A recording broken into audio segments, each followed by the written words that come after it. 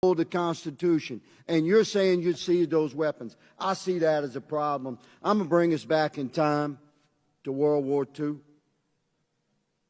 America's population, 140 million.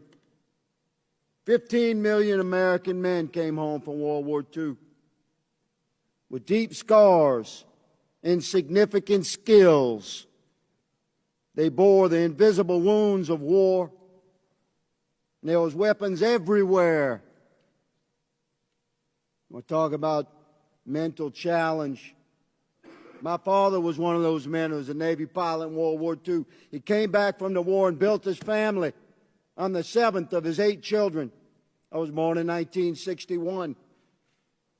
We had guns everywhere. There was virtually no regulation. Any child in the 50s could buy a weapon from any seller if Daddy sent them with the money. We didn't have mass shootings. It wasn't until 1968 in America that serial numbers were even required on weapons sold in this country. You order weapons through the Sears catalog by the mail. In the 70s, I attended a high school, large rural school. Virtually every vehicle in the parking lot was a pickup truck, and almost every one had a rifle or a shotgun on the back glass and a pistol under the seat. And we didn't have school shootings. 1979, I began college. One of the jobs I had to work my way through college was as a carpenter. We restored historical buildings. We had to determine in the process of that work what was the original cuts of these homes, residential homes built 75, 85, 100 years ago.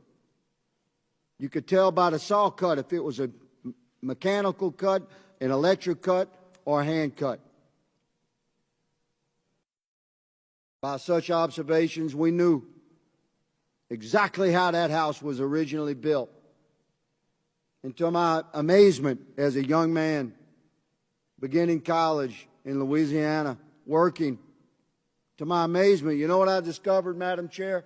You know what these houses did not have that were built 100 years ago in cities in America? You know what they did not have, Commissioner? Locks. Locks. Now I ask you all, what happened to that country, man? A country where homes were built in cities with no locks. A country where guns were everywhere and virtually not regulated at all. Where millions of Americans, 14 million Americans came back. It's 11% of the population at the time after World War II with incredible skills of war and weapons of war, as you called them, everywhere. But we didn't have mass shootings.